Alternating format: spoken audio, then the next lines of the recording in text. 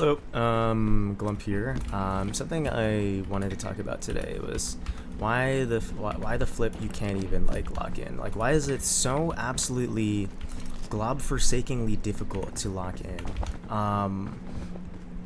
This really just came from but a conversation that I had earlier this week with one of my coworkers. Is that we're both new to this job, and she told me something, and she was like, yeah, I don't have a problem with where I'm going in life or anything, because I'm just I'm just a very logical person. And this came from like a conversation about like growth, like, okay, how are we going to grow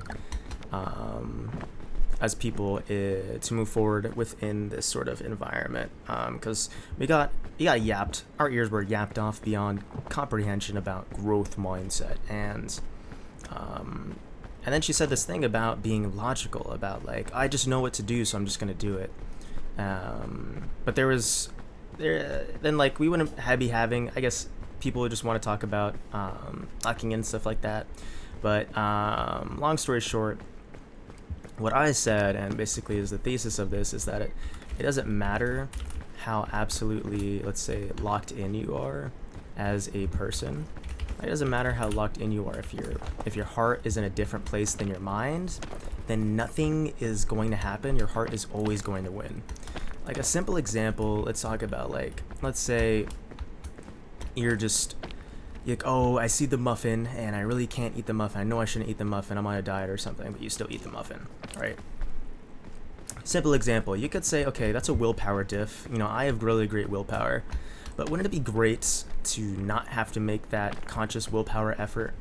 That, like, what just if, that you were just like, muffins actually just suck. Like, what if that was a thought, that you genuinely felt that muffins were unhealthy, rather than thinking that muffins were instead like, oh, that muffin's gonna taste really good, but I can't eat it right now because I'm on a diet.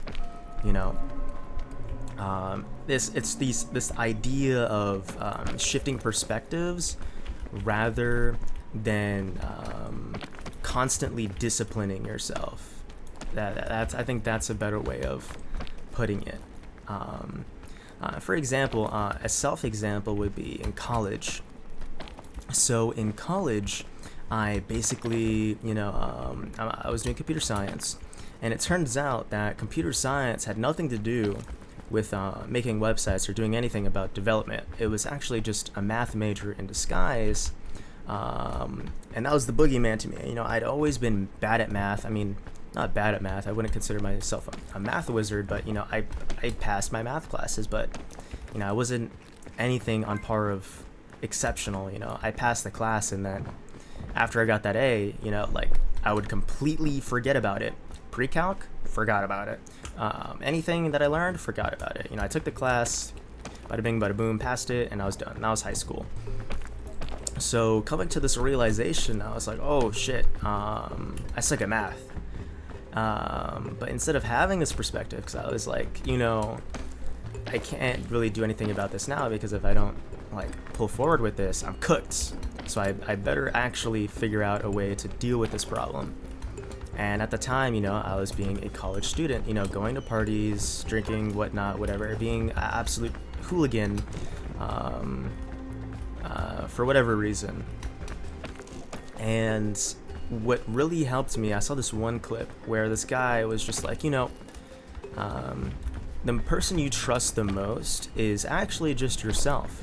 So what you can do is absolutely just gaslight yourself. Just completely gaslight yourself, and then go around to other people and be a salesman, Pitch whatever you're gaslighting yourself about.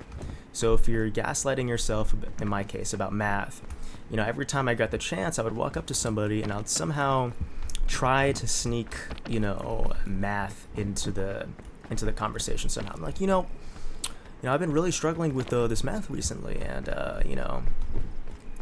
it's really cool. It's like, okay, let's pretend you're that person, right? I'm gonna do the pitch right now. Recently, I've been struggling stuff with like this math stuff, but I've been really thinking about it as like a means of figuring out what the universe is all about. Like, what is that operating system behind the universe? That, like, you know, okay, here's a cool one. In Egypt, right, I was reading this book. I bought this book about the history of math and stuff like that, to hype myself up a little bit. But there's a cool fact in there that, like, in Egypt, it actually turns out that algebra isn't like it wasn't the end all be all. Like, before A's and B's equals X and stuff like that, it used to straight up just be whole sentences. Like, people out here were straight up making whole sentences. Like, 4 minus 9 was like, 4 taketh the breath of 9. There breathed 5. And that would be basically the math. And this was, like, algebra was revolutionary because, like, it allowed you to actually see that you can manipulate problems. Because before, everything was, like, conceptualized. Like, we would conceptualize things. But now, like, with the advancements of let's say, like, algebra, like A plus B equals X, like, what is A and what is B? That opened the door for, like, so many more things. And, like, the history of who discovered that, why, what. I can talk an earful about this, but, like, just that.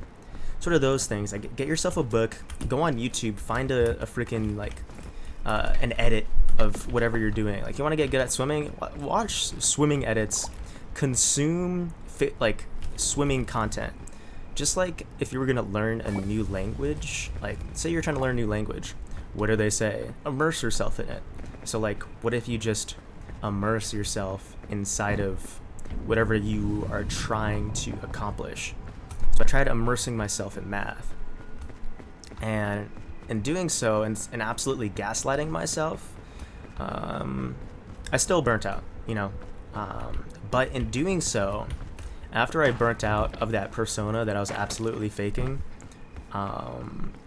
I came back to my actual self, and with a new perspective. Like the fake persona wasn't all lost. Like, it wasn't like I was able to bring some stuff back from that trip. You know, like, if you go on a trip somewhere, if I go on a trip to, I don't know, Hyrule, you know, you could bring souvenirs, and the souvenirs I brought back, I wasn't able to bring the whole castle. But a souvenir I brought back with me was just like this newfound appreciation for math. Even though I wasn't geeking and foaming out of the mouth about math, you know, I appreciated it. And it was this, I think, at the time of changing my perspective to being like being an academic weapon, and, like, romanticizing academia. I don't know, listening to dork academia music and dressing a certain way, acting a certain way, interacting with certain people, building my network around to be a specific type of person. Going into the nerd lab, we had a space at our school where, you know, I would say the high grand wizards of CS would chill at, and I would chill there too. I would study there too. And it was a great space because I was able to meet new people. But in doing so, and crafting not only an environment, perspectives and ideals, I was able to shift my mindset to be like, you know, I love this math thing. Let's do it. Let's own this knowledge. Let's grasp it. And rather than seeing what my perspective was before, like, okay, school is work. I have to do my homework. I have to study. I have to learn this. It shifted to, I get to learn. I have the opportunity to learn. I can't wait to figure out X, Y, and Z topic. Why does this work the way it does? And shifting that perspective from work to play, making it fun, changed a world of a difference. I saw a quote one time where it's like, if you want to do something, just think about what can make that one thing just like 2%, 10%, even 1% more fun. If you're bored and you can't read your textbook, what if you just read it in an English accent, like a really bad one? Like, you were just like, and this is the first chapter, and in the first chapter we are going to be learning about something very interesting. And you talk like that, like a madman, like alone in your dorm, or You took your notes and you just for some reason just got like 20 fucking colors of pens, and you just created a whole system of note taking. And this is kind of somewhat what I did in the end. To take my knowledge to the utmost level, I ended up being a CA for one of my classes. And in that class, I was like, okay, I was scared to death. I was absolutely scared to death about students asking me a question and I wouldn't be able to answer it, and I'm the fucking course assistant. That would have sucked absolute balls. So I was like, in order to face this fear, I'm just going to take notes that are so comprehensive that if somebody asks me a question, I'm going to be able to answer it.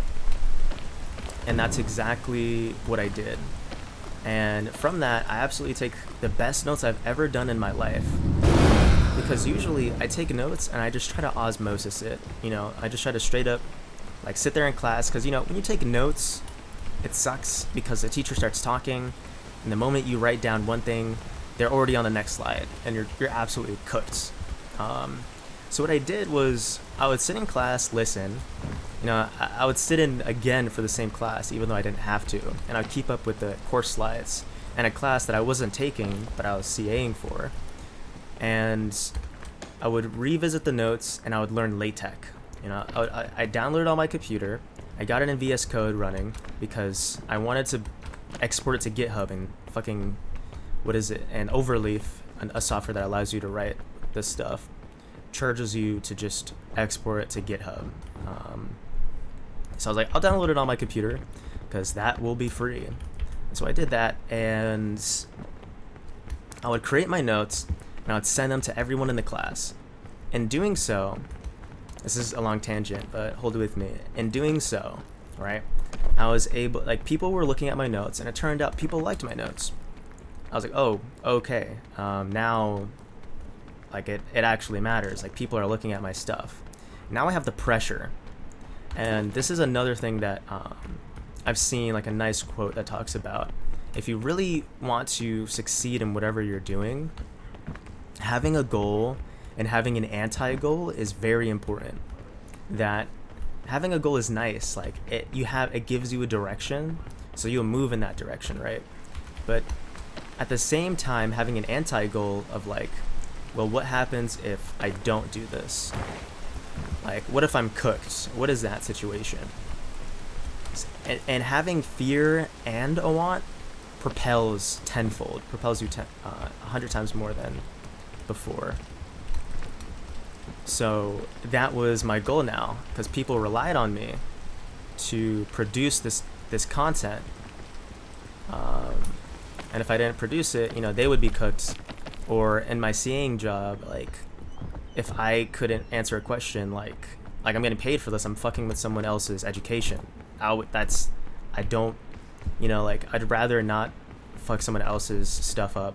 I don't care if I mess my own stuff up, but I will not for somebody else. And it's sort of perspective shift from doing stuff for other people, having the pressure, seeing education as not, I would say, just work, completely helped out my work ethic in the end. And I think in life, even in love, you know, we have those cliche love stories where an old lover comes back into picture, and it doesn't matter if you're meant to be or whatever, or like, oh, there's a safer solution, go with the rich guy. The heart always wins in the end, and that if you know what's logically correct, what you should be logically doing, but you actually don't believe in that logical thing, like, then it really just isn't going to happen. It's going to be very difficult to succeed in that domain, because I believe, again, the heart always wins.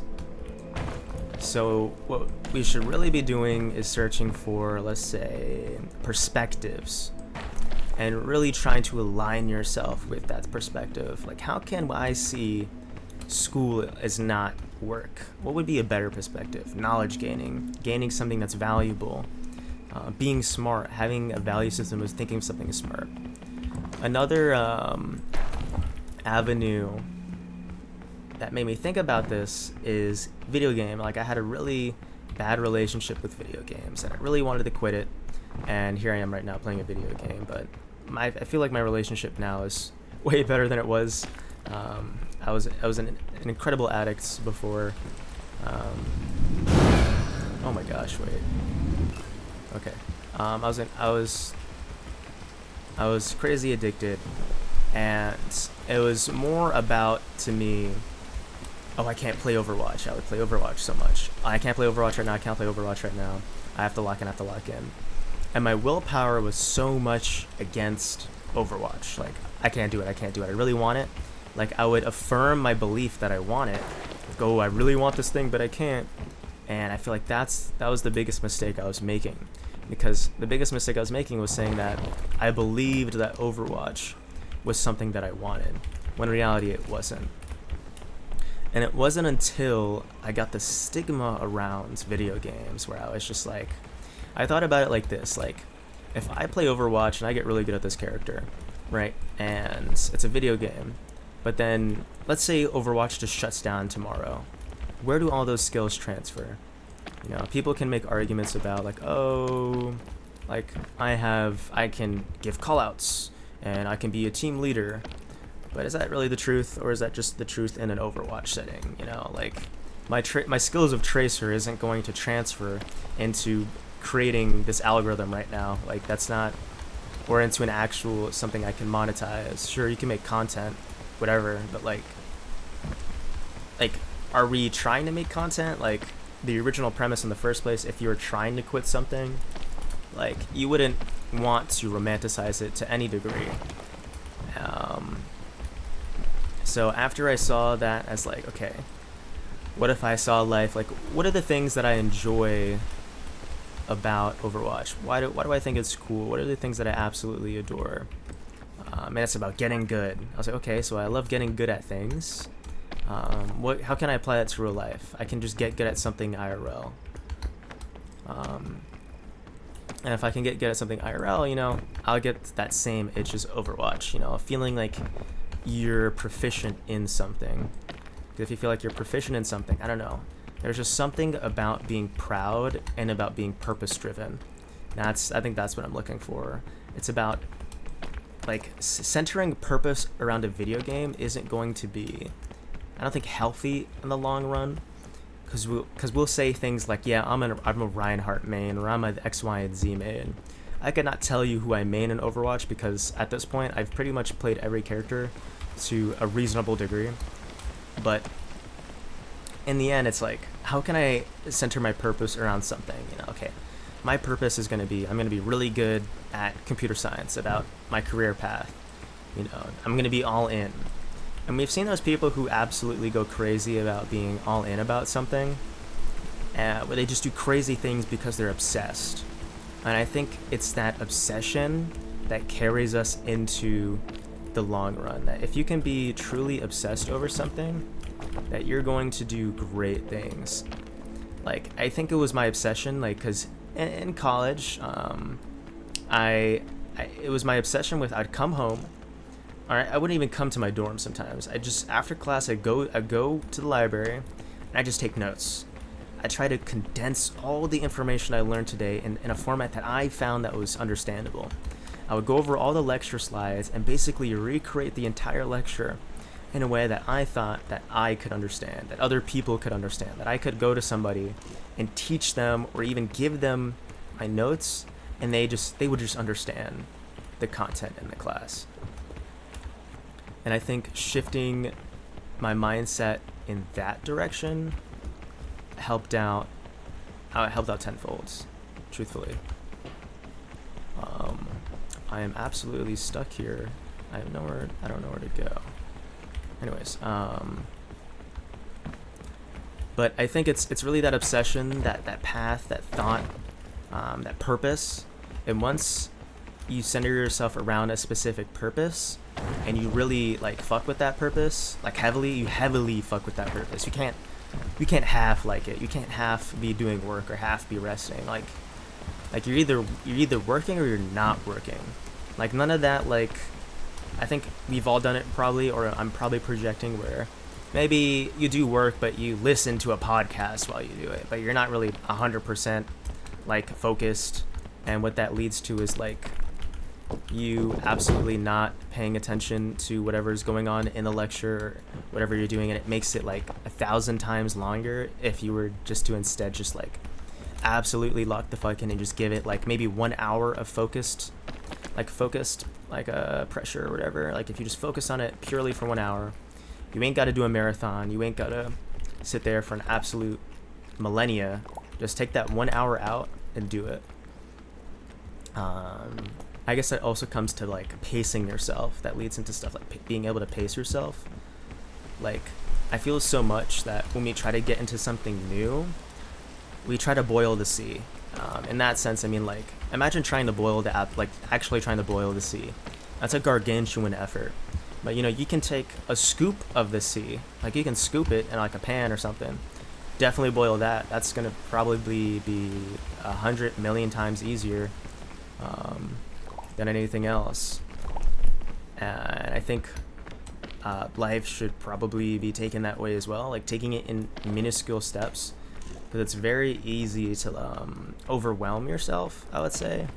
And I feel like I've done it so many times where like maybe I guess the easiest one is trying to start a new language, where you absolutely dive deep into the language, but then you start to get like just like you took on too much, and maybe it was fun for the first week, but having to consistently keep up this like insane pace is just tiring. But I believe instead like we take small steps consistently, it's basically the same as just taking large strides and then taking a break.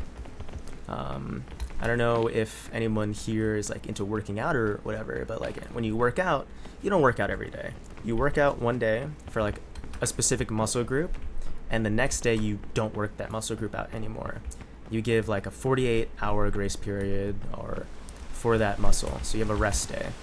And I feel like we should treat our minds maybe not on a daily scale, but maybe like or like a 48-hour scale, but a 24-hour scale. I feel like the mind can work a lot easier than that. Or you can do a 48-hour scale if that's better. Like I go through and be like, I want to learn Spanish, or I want to learn this, and learn it for 5 minutes a day. And what ends up happening is that I think for me personally, I'll jump into the project and try to take on 30 minutes a day, because I'm like, I'm gonna lock in. But then that 30 minutes becomes overbearing. You wake up on a Saturday and it's just like, oh man, I don't want to do this. And since you've put so much stress and emphasis on like locking in for 30 minutes, that locking in for the 30 minutes now is just like such a grueling task that you just don't even do it. You just don't even pick up the app. You just stop learning. And every day that you say no, that not wanting to do it just grows even exponentially larger. You're just like, well, I didn't do it yesterday, so I'm not going to do it today. And then you're like, oh, I didn't do it today, I'm not going to do it tomorrow. And then it grows. If I'm projecting, I'm projecting, but I've felt that. I've done that. And I feel like it's about knowing when we are there, like when we are entering that, and instead, I just took fall damage. Knowing when, like entering that zone, and instead saying, I'm just going to do it 5 minutes. And if you do that 5 minutes, you do it every single day. Say you do 5 minutes per week, so that's 5 times 7, that's like, okay, maybe you just hit like 35 minutes, whatever. But it's better than sitting down, like not doing it for like a whole week, and it's absolutely just like not being with it at all. Okay, I hope that works. And that's what I did. I took small notes. I took notes, and I did daily studying. So I studied daily, and I took notes daily.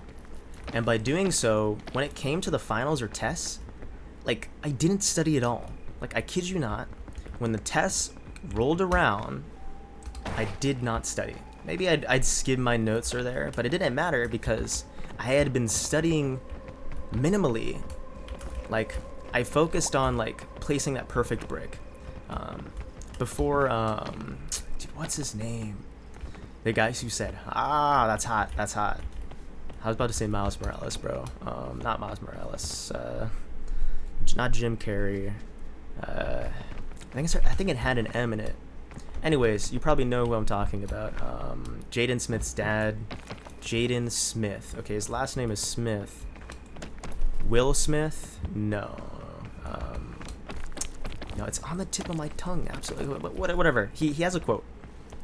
He has a quote, and that quote goes like, when you're building a castle, or you're building something, it can be daunting to think about the whole castle in its entirety, right?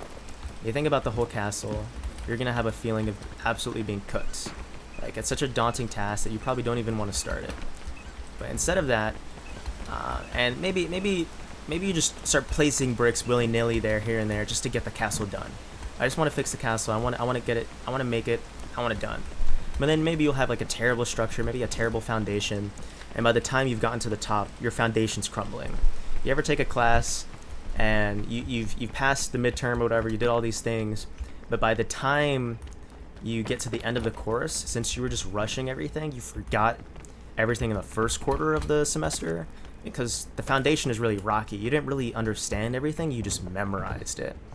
And if going from knowing to understanding is like two completely different like ballparks. So I focused on learning small things gradually, but learning them absolutely perfect. There's an algorithm called Dijkstra's algorithm. I'd be like, okay, today I'm going to learn Dijkstra's algorithm like no other person has learned Dijkstra's algorithm before. And I'm going to make the best notes on Dijkstra's algorithm, and it's going to be awesome. It's going to be great. And I'm just going to be an expert on Dijkstra's algorithm. If anybody walks up to me and they ask me about Dijkstra's algorithm, I'd be like, I'll tell them, well, it's actually a shortest path algorithm you can use on a note. Like, I just start rambling off. Be able to teach anybody about that. Or if I forget, I can go back to my notes, which are clearly outlined, and I can remember it in an instant. And this feeling of having a catalog of notes that, like, I feel like I have so much knowledge even though I don't remember it all. Because if I truly wanted to like remember it again, I could literally just open my notebook and remember it again. Or I even made a YouTube channel on it. I would go over it, and I'd like, because it was easier for me to explain, I'd share it with the other students, and I'd be like, here it is. And that gathering that knowledge, like collecting, like I was collecting stuff, collecting knowledge, it made it a lot more fun, like 10 million quadrillion times more fun. For me personally, and I think tackling things bit by bit is way better than tackling them all at once, head on, because that's not gonna help anybody. I feel like it gets people overwhelmed. It's just it's like an information overload. You ever have somebody tell you so much information in front of your face? You're like, okay, dog, you need to back up a little bit. Or if you try to cram an entire semester's worth of content in one week, it's possible. Like, you have the will, but are you really gonna remember it a week after, whatever? Like, you're just remembering these facts, not like internalizing them, not like feeling them in your mind. Like it's one with you. Like you're one with the content. And I feel like that's important. And the theme that I keep talking about here is that in all of these moments, there's just like a huge emphasis, like a ginormous emphasis on like value. Like, what is your value system? Like, if you think about your value system, it will guide you into what kind of person you are. Like, what kind of friends do you value? How do you value your time? What content do you value? Like, these small things tell a bigger picture about who you are as a person. Okay, I'm gonna freeze to death here. Wait, I'm alive? Okay, I'm alive. And I feel like that's more important than just knowing what to do. Like, it's great to know what you need to do. Like, that's a compass. That's a guiding star. Like, you'll be like, oh, I know what my next steps are. But it's about realigning yourself with that purpose that you want. I think what I really liked when I came into my new job is that they gas the fuck out of it. Like, you walk in and they're like, okay, people actually depend on us, and if we don't deliver, real people are going to be fucked. So yeah, this is not just typing away on a keyboard. This is legitimately people's lives here. And I was like, oh, okay. When you put it like that, I kind of give a shit, because I genuinely want to help people. And if me clacking away on my keyboard delivering this product can help people, then by all means am I going to do that. And that perspective shift can come in many different ways. And I think that's what I mean when I say, like, aligning your heart with your mind. It can be within a relationship, career-wise, anything-wise. If you're able to align who you are as a person with what you know is, like, what you should logically be doing, then by all means take it. But I think there's also, like, seeing the other side of that. Like, what if you can't align yourself with that? Like, what if you realize you just absolutely kind of just don't fuck with it? Like, you realize you actually just don't fuck with it. Like, no matter how much you gaslight yourself, you just still ain't fucking with it. I think I definitely felt that when I left college. Like, I really wanted to do or continue my notes and polish the fuck out of them so future students could use them as well, and, like, use them as a secondary resource. But like I'm out of college, my man. Like, I really don't got that much time anymore. Or even, like, I love the project. I'm, like, realigning myself. I want all these things, but learning stuff at work and learning all this extra content that I have no technically use for at the moment. Like, I'm done. I passed, you know? And I had to sit there and be like, you know, I have to give up this project. So I posted, I just gave it to the students in the state that it was in. People still appreciated it, whatever. It was great. But it was like, I had to make that sacrifice. Like, man, like, I actually can't focus on this project. I don't have the time, and if I split myself in too many ways, I'm not going to be able to perform at my job. And that's the thing that actually matters. Like, that's, being able to support myself and the people around me and, like, have a future is actually more important than a side project that I feel really good about. And it's about, I think life too is about making those, like, small choices. Like, do you really need this? Like, evaluating that, like, you really, like, you know you should be doing it, but, like, is this where the heart should win, or this is where the mind should win? Like, if you're on a diet and you know it's fucking with you and you want to get healthier, okay, you know, you can trust the mind there.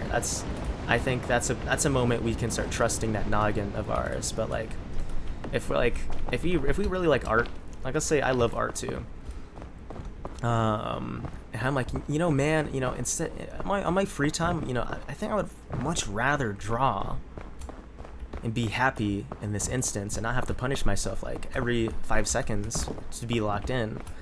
Maybe I just want to draw, you know. And thinking about that instead, I think that helps my mental, and it makes me feel mentally charged and ready for work. And when I get to work, I'm so happy to start thinking and using my noggin in different ways. And I think that's about making those small sacrifices and being like, okay, even though I logically think this, sometimes the heart is cooking. Like, you know, like, sometimes the heart, like, we all say that. The heart is X, Y, and Z or whatever. But, like, sometimes the heart cooks. Like, it's cooking up. Like we have feelings for a reason. Like, we're human. Like, I really don't like when people say, like, I'm all logic, man. Facts over feelings, man. It's like, come on, man. I think that's disingenuous to the human nature. Like, the humans are inherently feeling, and feelings aren't bad, and feelings aren't good either. They're nothing. They're just, it's up to literally interpretation about how you're feeling. Like your body is like a robot, or like it's a mechanism, and the things you feel is just It's just a way for you to interact with the world around you.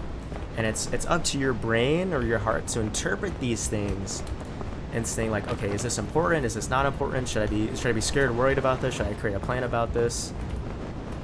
Like, I feel like those are the things that matter. Being able to create those plans and evaluate them. Because let's say you're talking with somebody and the ultimate goal of the conversation is to convince somebody or get something that you desire, but it involves, say, talking to a 5-year-old, right? A 5-year-old doesn't give two jack squats about what logic this is or logic that. If you've ever tried to negotiate with a 5-year-old, it's utterly pointless. Like, you're going to have to do some absolute mind games, Olympics, to get what you want in that scenario. And I think that's the same thing with life. Like, if you really feel a certain way, you're gonna have to do some absolute mental gymnastics to get what you want or desire. Like, if you desire somebody or something and that thing has feelings, well, there's no amount of logic you can be like, well, I make X, Y, and Z money, so therefore you should love me. It's like, that's not how that works. Or if you're trying to get people to sign your petition and be like, guys, this is a really good bill, and if we were all on board, it would solve world hunger. And let's say it actually solved world hunger. It really wouldn't matter. Because if you don't win people's hearts, pathos, I think that's what it's called, the actual like debate term or whatever, pathos. If you don't win people's hearts, it truly doesn't matter in the end. And I think that's the same thing with our hearts and ourself. Like, if you can't convince yourself, then say goodbye. Say goodbye to that. If you can't convince your heart to do the right thing, then you're absolutely cooked. You have to kind of treat yourself sometimes like that 5-year-old. You have to be the parent of yourself. You have to be like, I love you too much, man, to eat that pizza, man. You think it tastes good or whatever, but you just can't eat that pizza. It's not going to be good for you. And then you can add the perspective shift that, like, that pizza actually sucks bollocks. Like, pizzas are gross because they're greasy, they're X, Y, and Z. Like, have a goal and then create the anti-goal. Like, that's the anti-goal. Like, the goal here is stop eating pizza because we love eating pizza and it's bad for our health. And create an anti-goal. Like, pizzas are gross, greasy, absolutely disgusting, and all this. And just hate on it. Be a hater. Become the biggest hater. I think that's a good way to put it too. Find a thing you love, glaze the fuck out of it. Find a thing you hate and that you're trying to get over, and absolutely be the biggest hater. Sit there and just start hating on it. Find reasons to hate it. And if it takes like trying to make yourself feel a certain way, or like putting yourself above something, like say you're gonna put yourself above people, like say you're trying to quit smoking and you really need to shit on people who smoke in order to feel good about not smoking. I wouldn't say you should shit on people, but if it helps you and it's not hurting anybody and you're keeping that internal dialogue to yourself, then by all means, like, just go for it. Oh wait, I'm cooked here. I should have. Oh, I'm cooked here. Oh, I'm cooked here. Yep, I'm cooked here. But yeah, I think that's actually all I had to say. In the end, you should just focus primarily on aligning yourself with your heart. And if you can align the mind with the heart, then you can accomplish whatever you're trying to do. Yeah, that's pretty much it.